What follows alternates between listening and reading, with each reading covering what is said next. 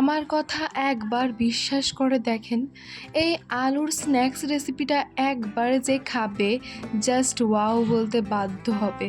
মানে এতটাই সুন্দর হয়, এতটাই টেস্টি হয় এই নাস্তাটি। বিশ্বাস না হলে একবার করেই দেখুন।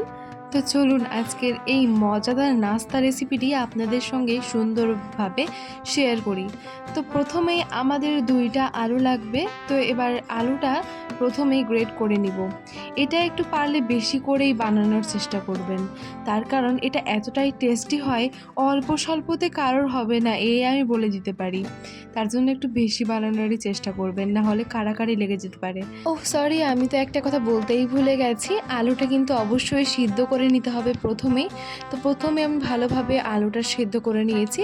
এবার সিদ্ধ করবার পরে এটা গ্রেট করে নিব, তাহলে কি হবে বেশ মসৃণ হবে। এটা আপনারা স্ম্যাশ করে নিতেও পারেন, তবে গ্রেট করলে কি হবে একটু মসৃণ হবে, বেশি সুন্দর হবে। তো পুরোটাই আমি গ্রেট করে নিচ্ছি, তারপরে ফিরে আসছি।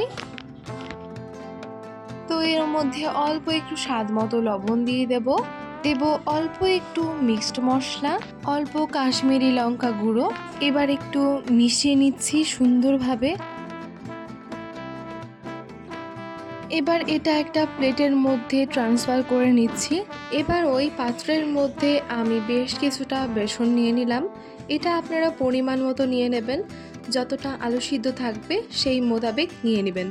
তারপরে অল্প অল্প করে নর্মাল টেম্পারেচারের জল দিয়ে সেটাকে ভালোভাবে মিশিয়ে নিচ্ছি।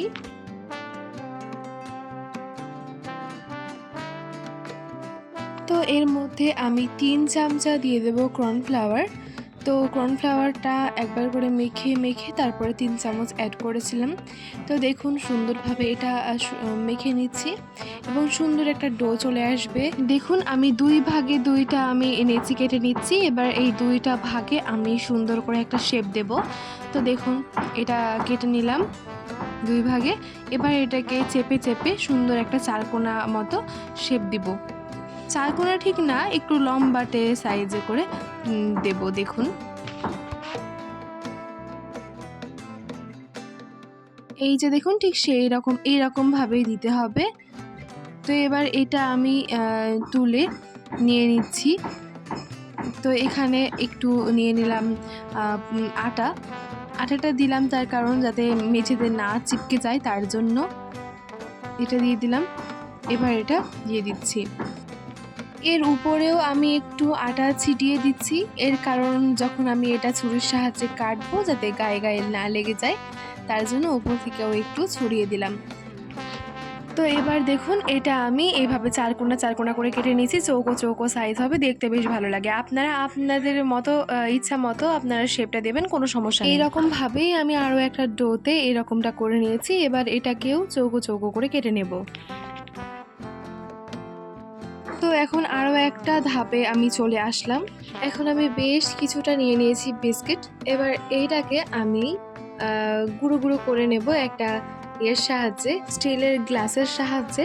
আরও একটা জিনিস হচ্ছে এখানে আপনারা নিতে পারেন মিষ্টি বিস্কিট, মানে যেটা আপনার বাড়িতে অ্যাভেলেবেল আছে সেটা নিয়ে নিতে পারেন। আমি এখানে নোনতাটা নিয়েছি, কোনো সমস্যা নেই, যেটা ইচ্ছে সেটাই নেবেন। তো এটা আমি গুঁড়ি গুঁড়ি করে নিব। এখানে আপনারা ব্রেড গ্রামসও নিতে পারেন, তার থেকে মনে হয় বেশি ভালো হবে, এটা স্বাদটা বেশ ভালো আসবে। তো এই মুহূর্তে আমি সুন্দরভাবে গুঁড়ি গুঁড়ি করে নিয়েছি। দেখুন সুন্দরভাবে হয়ে গেছে। এবার এটা একটা সাইডে রাখছি। এবার এখানে একটা কড়াইতে আমি সাদা তেল দিয়ে দিলাম। এটা সুন্দরভাবে গরম হতে দেব। যখন ভালোভাবে গরম হয়ে যাবে তখন এর মধ্যে একে একে ছেড়ে দেব। তার আগে হ্যাঁ, এই ব্যাটারটা যেটা করেছিলাম তার মধ্যে এটা দিয়ে দেবো। ব্যাটারটা একটু পাতলা পাতলা করেই করবেন, বেশি ঘন করবার দরকার নেই।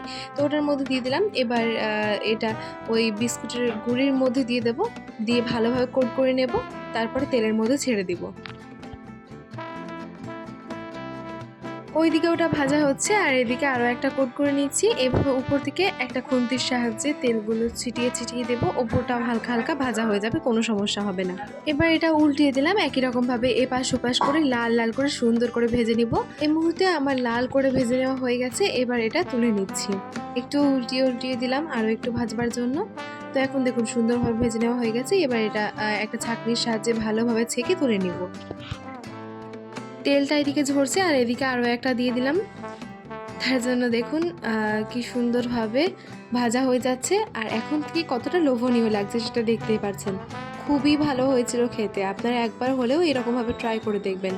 একই রকমভাবে সবগুলোই সুন্দর করে মুচমুচে করে ভেজে নেব, একদম ক্রিস্পি ক্রিস্পি করে।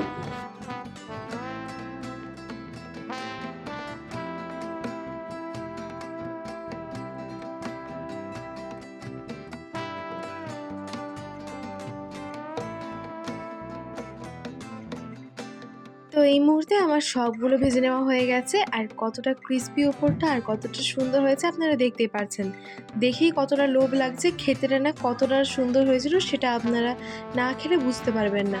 অবশ্যই বাড়িতে এরকমভাবেই ট্রাই করবেন, দেখবেন একদম সুন্দরভাবে হয়ে যাবে, সফলতা অর্জন করবেন। কোনো অতিথিকে যদি দেওয়া হয় তাহলে তো সে জিজ্ঞাসা করবেই যে এটা কে বানিয়েছে। তখন যদি বলেন আমি বানিয়েছি তাহলে তো অবশ্যই বলবে যে আমাকে শিখিয়ে দেন, কারণ এতটাই সুন্দর হয় এটা খেতে। চলুন এর কুড়মুড়ে আওয়াজটা আমি একটু শোনাই।